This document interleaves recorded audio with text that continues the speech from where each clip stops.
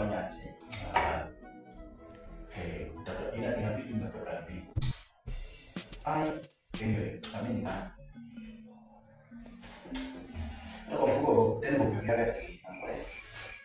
Mmoja tena kwa huyu mmoja. Naenda kula bibi na kama nisapata kula. Ndio sasa kama mimi najaribu kuvumilia nimechoka. Sawa, sita sawa hivi.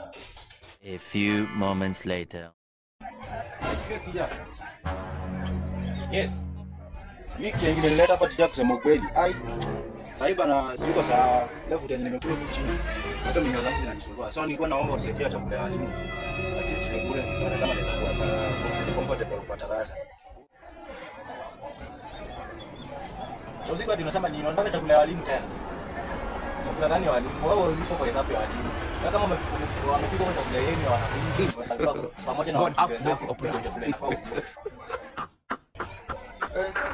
Sisi tunakuacha nyinyi mnakula vyakula tangu.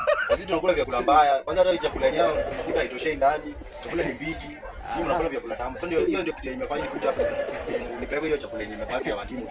Sijui mimi nisikie vizuri nyinyi mnasikia. Sio. Sisi nafaa tukule chakula mzuri tu, sisi ndio tunaelimisha. Itakuwa sasa mwandaga tukue equal na nyinyi. Hatuwezi kwa equal na nyinyi kwa chakula. Tukule chakula sawa na nyinyi. Sawa. Kama kuna chakula ninalipea, mimi naenda kuneni. Naenda kutia wasichana wote wa shule Dimba. Mimi yeye ni mimi niko hapa nikufunze kama mwalimu wako. Naenda na wewe jioni, naenda kuamka. Nenda. Haiwezekani, haiwezi kuwa sisi. Wazazi wetu wanalipa school fees wanaleta kila kitu. Kama nyinyi mnakula vitu vizuri, sisi tunakula vitu mbaya mbaya hata sijaiva. Alafu mnasema tu ati kwa nini tunalipa school fees? Kwanza na mimi naambia wazazi wangu hapana. Wafanye vile unataka. Tunajibeba hapa unaona wewe ni big bazoo. Wewe ndio fanye vile unataka. Nia hii ni usu. Hello.